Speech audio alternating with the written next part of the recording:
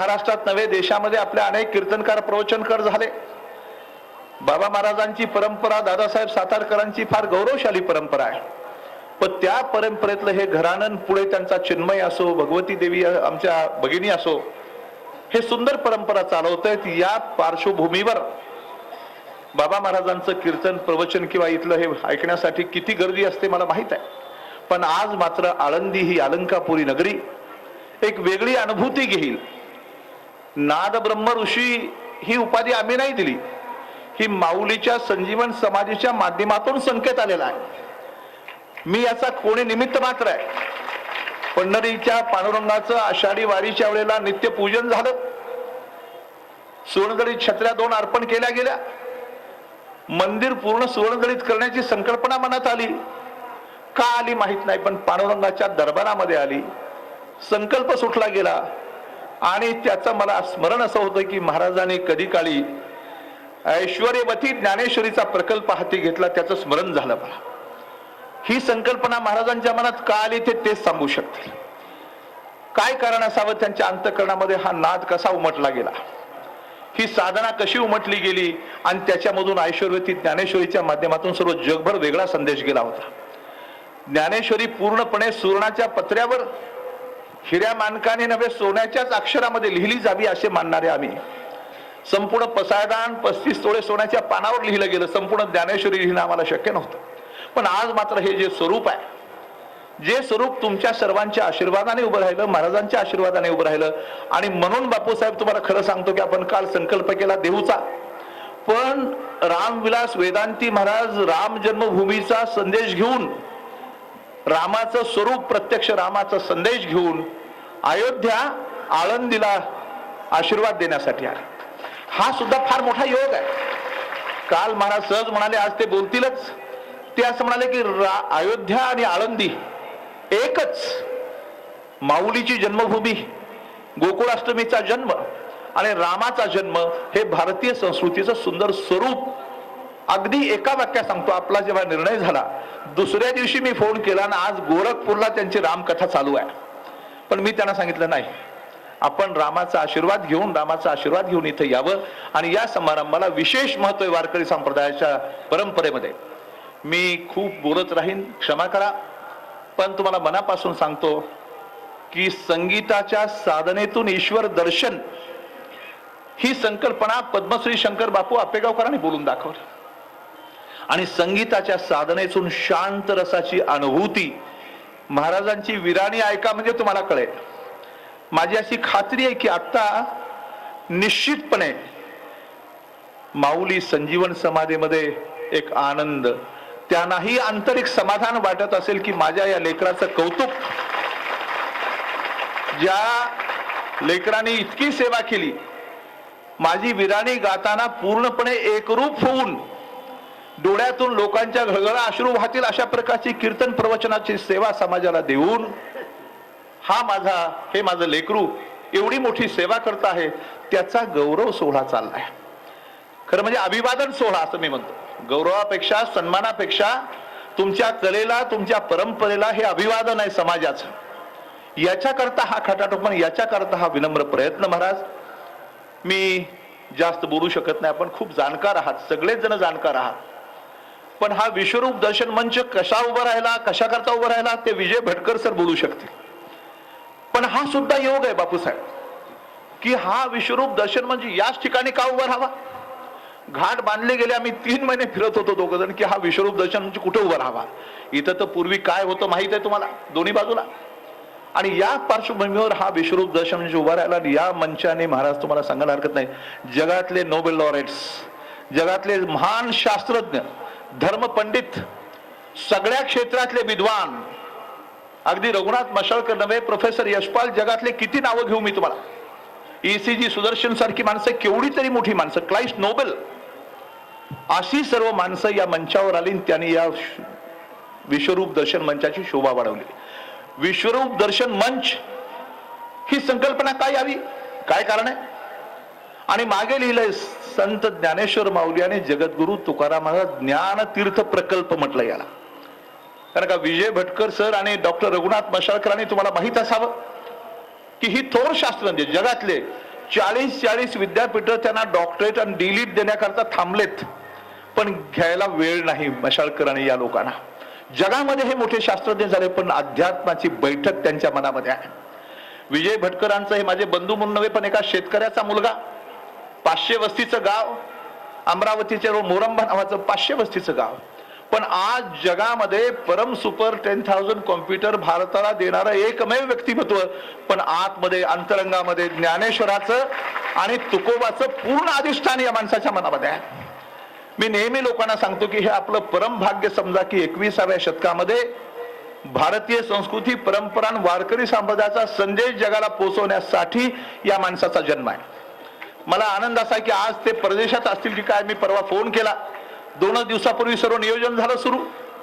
Bhatkar sir म्हणलं कुठल्या देशात आहात तुम्ही? सुदैवाने म्हणले मी पुण्यामध्ये आहे आणि आळंदीला मला यायचं आहे. आणि नंतर सुरुवात झाली. हे का सांगतोय तुम्हाला की आपलं भाग्य आहे की आपल्या पोटची हे मुलं, आपले बंधू विज्ञानाच्या तांत्रिक शिक्षणाच्या माध्यमातून, आयटीच्या माध्यमातून जगभर मोठे ठरले, पण त्यांचा आत्मा मात्र सदैव आळंदी देहूच्या परिसरात वावरतो आहे. आळंदी आणि देहू हे जगामध्ये ज्ञानाचं केंद्र म्हणून उदयाला येईल असं लंडनच्या फार मोठ्या शास्त्रज्ञांच्या सभेमध्ये विजय भटकरांनी सांगितलं होतं. आणि आज केवढा शुभयोग आहे पहा की अशा एका थोर शास्त्रज्ञाच्या हस्ते, थोर निष्ठावंत वारकऱ्याच्या हस्ते, कट्टर वारकरी आहेत, यांच्या शुभ हस्ते बाबा महाराजांचा आदर व्हावा, त्यांचा गौरव व्हावा आणि हे सुंदर नाद ब्रह्म ऋषी हा पुरस्कार, हा सन्मानपत्राचा भाग महाराजांना प्रदान करण्यासाठी विजय भटकरांच्या सारखा शास्त्रज्ञ असावा, हे फार मोठं भाग्य, लक्षात ठेवा.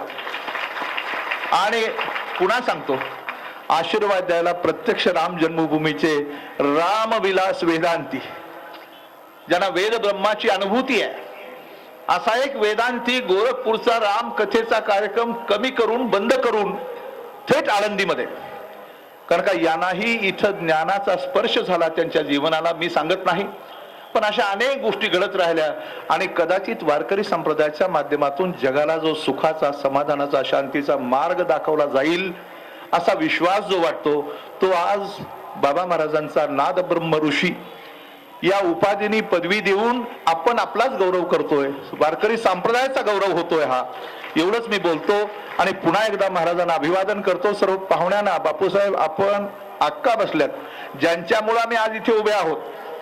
खरं म्हणजे कौतुक करणं बरं दिसत नाही, मी अनेक वेळा सांगतो, पण त्यागमूर्ती प्रयाग अक्का कराड माझ्या भगिनी, आई गेल्यानंतर ज्याने आईची जागा घेतली त्या माझ्या भगिनी, त्यांनी जर हा मार्ग दाखवला नसता तर महाराज आम्ही इकडे आलो नसतो, ही दिशाच सापडली नसती. याच इंद्रायणीच्या तीरावर अनेक घटना घडल्या, पण अक्कानी मार्ग दाखवला आणि म्हणून आम्हाला सद्बुद्धी झाली. अहंकाराचा वारा न लागो राजसा याचीही अनुभूती झाली. एवढं कार्य केलं तरी आपण कार्य केलं असं कणभरही वाटत नाही, क्षणभरही वाटत नाही. असं वाटतं ज्या दिवशी आपल्याला असा गर्व होईल त्या दिवशी हे सर्व काम बंद पडेल, असं वाटूच नाही. आणि योग पहा कसं आहे ते की बाबा महाराजांच्या पलीकडं भटकर सर बसलेत आणि शेजारी रुक्मिणी देवी. खरं म्हणजे लक्ष्मी नारायणाचा जोडा नव्हे, विठ्ठल रुक्मिणीचा जोडा आता मंचावर उभा आहे. मुद्दाम आपण सर्वजण, मागे भगीरथी आहेत, गोरेताई आहेत, आमचा चिन्मय आहे. या घराण्याचं केवढं वर्णन करावं मला माहित नाही. भाग्यवान आहेत महाराज की त्यांच्या पुढच्या पिढीने सुद्धा हा वसा घेतला. आणि या सर्वांचं, आणि इथं आमचे नगराध्यक्ष आहेत विलास करू, तुम्ही उठून उभं राहा, नमस्कार. मुद्दाम त्यांना अभिवादन अशा करता की या सर्व परिसराचे ते प्रमुख नागरिक आहेत, प्रथम नागरिक. इथं दीपांशु महाराज नावाचे ज्यांनी महाराजांना घेऊन आले, हा डबल डॉक्टरेट मनुष्य, भगव्या कपड्यावर जाऊ नका. महाराज जसे 2दा खासदार होते नव्हे, तेही डॉक्टरेट आहेत, ते यांचे गुरु आहेत, पण हे स्वतः यांना घेऊन आले, याच्याबद्दल त्यांना मुद्दाम मी धन्यवाद देतो. आणि पुन्हा एकदा सर्वांना अभिवादन करून मी या ठिकाणी थांबतो. नमस्कार. यानंतर आपल्या भारतीय परंपरेला अनुसरून अतिथी देवो भव या आज आलेल्या सर्व पाहुण्यांचा आपणा सर्वांच्या वतीनं प्रेमपूर्वक सत्कार आपण करणार आहोत. सुरुवातीला अयोध्येहून खास आलेले राम जन्मभूमी न्यासाचे कार्याध्यक्ष श्री रामविलासजी वेदांती महाराज यांचा सत्कार आदरणीय माझ्या भगिनी अरुंधती आता आपल्याला करून देतील. घोर आंधियां बहने भी दो, बिकट परिस्थिति रहने भी दो, जग कुछ कहता कहने भी दो, अपनी दृढ़ता हसते पथकी, बाधा का अवसान करे, हम मंदिर निर्माण करे. हा वसा घेऊन श्री रामविलास वेदांती महाराज राम जन्मभूमीला आंदोलनाला त्यांनी सुरुवात केली आणि आज रामाचं मंदिर अयोध्येमध्ये बांधलं गेलंय. भारतीयांचे श्रद्धास्थान असलेले वसिष्ठ पीठाधीश्वर ब्रह्मर्षी डॉक्टर रामविलास वेदांती महाराज संसदेचे माजी सदस्य होते. आदरणीय वेदांती महाराज यांच्या प्रेरणेमुळे राम जन्मभूमी आंदोलनाला यशस्वी सुरुवात झाली. श्री रामकथा भागवत कथा यांचे ते गाढे अभ्यासक आणि तत्वचिंतक आहेत.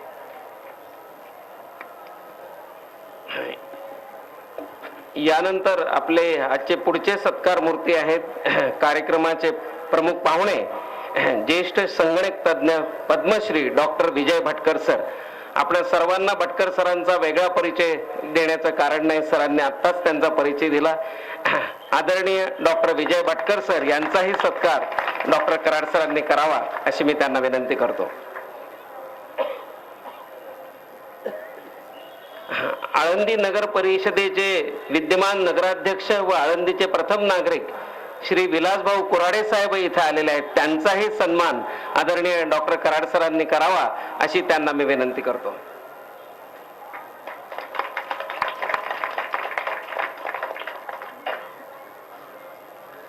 हरिभक्त परायण बापूसाहेब मोरे माजी अध्यक्ष संत तुकाराम महाराज संस्थान देहू यांचाही सत्कार आदरणीय डॉक्टर कराड सरांनी करावा अशी मी त्यांना विनंती करतो.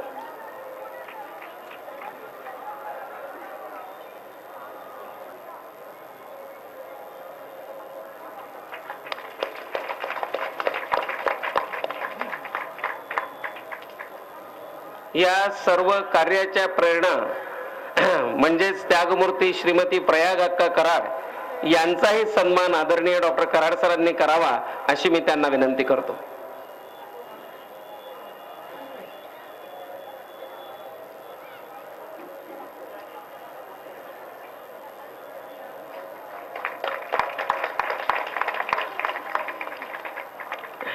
या सर्व सत्कार मूर्तींच्या अभिवादना प्रित्यर्थ आपण सर्वांनी एकदा जोरदार टाळ्यांचा कडकडाट करावा.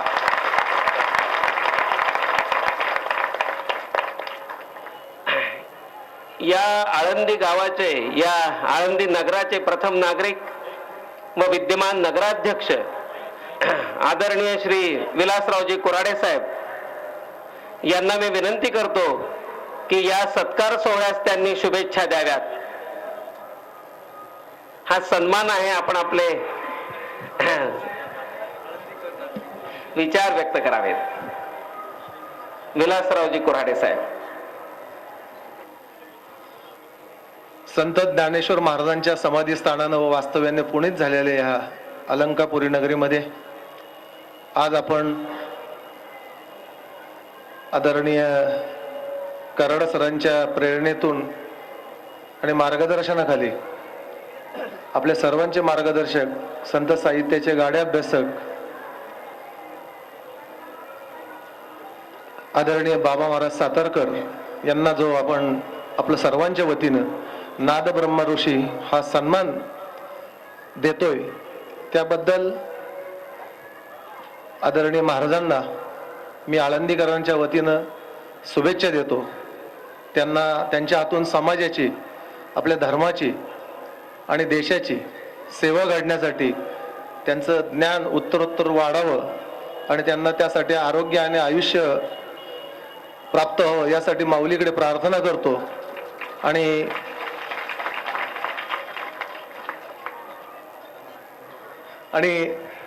या ठिकाणी संयोजकांनी आम्हाला बोलवलं, आम्हाला बोलण्याची संधी दिली, त्याबद्दलही त्यांना धन्यवाद देतो आणि माझे विचार थांबवतो. जय हिंद, जय महाराष्ट्र. धन्यवाद विलासरावजी. यानंतर ज्येष्ठ कीर्तनकार हरिभक्त परायण बापूसाहेब मोरे माजी अध्यक्ष संत तुकाराम महाराज संस्थान हेही आज इथे उपस्थित आहे. मी त्यांनाही विनंती करतो की त्यांनीही आपलं मनोगत या क्षणी व्यक्त करावं. श्री बापूसाहेब मोरे.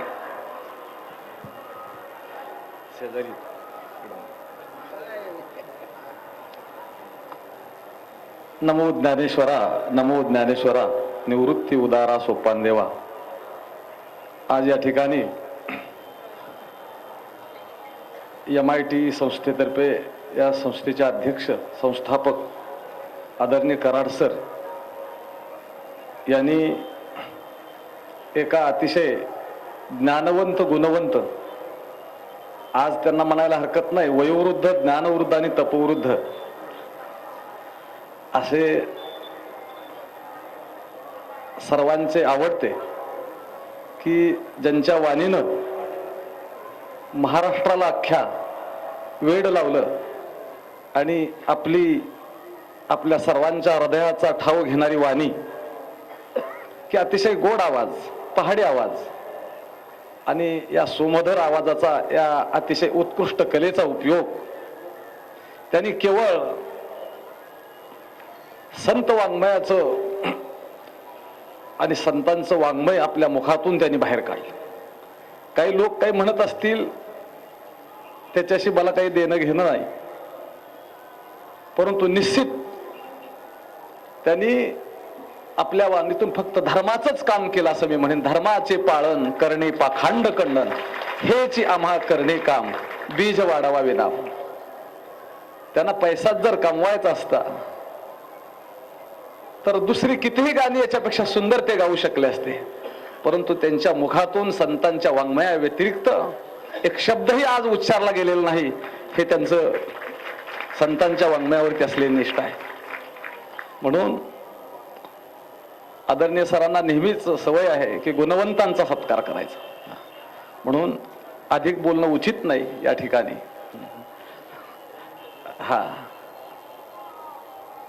मी एवढं म्हणेन, आदरणीय बाबा महाराजांनी आमच्या चतुशताब्दी सोहळ्याच्या प्रारंभी कुठला धार्मिक कार्यक्रम घ्यायचा असा विषय आमच्या विश्वस्त कमिटीमध्ये मांडला गेला. त्यावेळेस आम्ही देहूकरांनी असं ठरवलं की तुकोबारायांची चरित्रवाणी ही आदरणीय बाबा महाराजांच्या मुखातून एकदा सर्वांना ऐकवली का हे वर्ष कसं निघून जाईल काही कळणार नाही. म्हणून चतुशताब्दीच्या प्रारंभी आदरणीय बाबा महाराजांनी जगद्गुरु तुकोबारायचं अतिशय सुंदर की हृदयाला ठाव घेणारं चरित्र त्यांच्या अशा गोडवाणीतून सर्वांना ऐकवलं. गोड कार्यक्रम त्यांनी केला असो, अशी त्यांची गोडवाणी आहे. आणि निश्चितच आज पर्यंत त्यांच्या जीवनामध्ये अनेक सत्कार झाले असतील, अनेक पुरस्कारही मिळाले असतील, परंतु हा पुरस्कार आहे तो एक आगळा वेगळा आहे. कारण हा लाखो भाविकांच्या साक्षीनं होतोय. हा पवित्र धोधो वाहणाऱ्या इंद्रायणीच्या साक्षीनं होतोय. आणि उद्याच्याला त्रयोदशी आहे. आदरणीय बाबा महाराजांच्या फडाशेजारीच आमचा देहूकरांचा फड. पहाटच्या वेळेच्या विरहणी गायल्या जातात त्रयोदशीच्या दिवशी आदरणीय बाबा महाराजांनी, की त्या विरहणी कदाचित माऊलींच्या कानावरती पडत असतील आणि खऱ्या अर्थानं माझा संजीवन समाधी सोहळा आज साजरा झाला असे त्यांना निश्चित वाटत असेल. ही काही त्यांची मी स्तुती करणार नाही. मी कोणाची स्तुती करत नाही, कोणाची निंदाही करत नाही, परंतु ही वस्तुस्थिती आहे. आणि अशा एक आपलं जीवन समाजासाठी एक संतांचं वाङ्मय, संतांचं चरित्र या तळागाळातील समाजापर्यंत गेलं पाहिजे, हा एक शुद्ध हेतू त्याच्यामध्ये आहे. हे त्यांना कळालं पाहिजे संत म्हणजे काय, संतांचं चरित्र म्हणजे काय. म्हणून त्यांच्या कीर्तनातून एक प्रकारची जागृती त्यांनी केलेली आहे, एक संस्कृती टिकवण्याचं काम केलेलं आहे. आणि म्हणून त्यांचा सत्कार हा एक सगळ्यात मोठा सत्कार आज आहे असं मी म्हणेन. आणि त्यांना इथून पुढेही अशा प्रकारचं हे कार्य जोमानं पुढं चालू ठेवण्याकरता आत्ताच आमच्या आळंदीचे प्रथम नागरिक की अतिशय वेळात वेळ काढून ते इथं आले, त्यांनी सांगितले की त्यांना उदंड आयुष्य. मीही त्यांना माऊलींच्या चरणी, तुकोबारायांच्या चरणी की परवा दिवशी आमच्या देहूमध्ये संस्थानमध्ये त्यांची कीर्तन सेवा आहे. ते परंपरेचं कीर्तन आहे. ते सांगतात मानाचं कीर्तन आहे. आत्ताच त्यांनी सांगितलं त्या कीर्तनाला 100 वर्षाची परंपरा आहे. शरीर थकलेलं आहे त्यांचं. कालाच्या ओघामध्ये शरीर थकणार आहे, प्रश्नच नाही. ते बसून कीर्तन करतायत. परंतु मी आवर्जून सांगेन की देहू क्षेत्रामध्ये ते अजून बसून कीर्तन करत नाहीत. मला त्यांनी गेल्या वर्षी सांगितलं शरीराला त्रास होणारच. देहूमध्ये कीर्तन केल्यानंतर पाय सुचतात, दुखतात, परंतु दुखलेले पाय आणि वेदना झालेल्या पायाचा ठाव हृदयापर्यंत येत नाही म्हटले. का तर त्या कीर्तनानं ते सांगतात की वर्षाची माझी बॅटरी चार्ज होते. म्हणून ते कीर्तन त्यांचं अमावस्या दिवशी आहे. आम्ही वाट बघतोय त्यांची देहूमध्ये. ते येणारच आहेत. अशी त्यांची आणखी आम्हाला जास्तीत जास्त कीर्तन ऐकायला मिळावीत. म्हणजे दोघांचंही त्यात स्वार्थ आहे. आता अधिक न बोलता आपल्याला मी महाराजांना उदंड आयुष्य, एक चांगल्या प्रकारचं आरोग्य मिळावं. आज त्यांचं वय किती आहे, परंतु भजनाच्या बाबतीतली ऊर्जा अजून कमी झालेली नाही. वय 75 आहे, परंतु भजनाची ऊर्जा मात्र 25ची आहे असं म्हटलं तर काही वावगं होणार नाही. म्हणून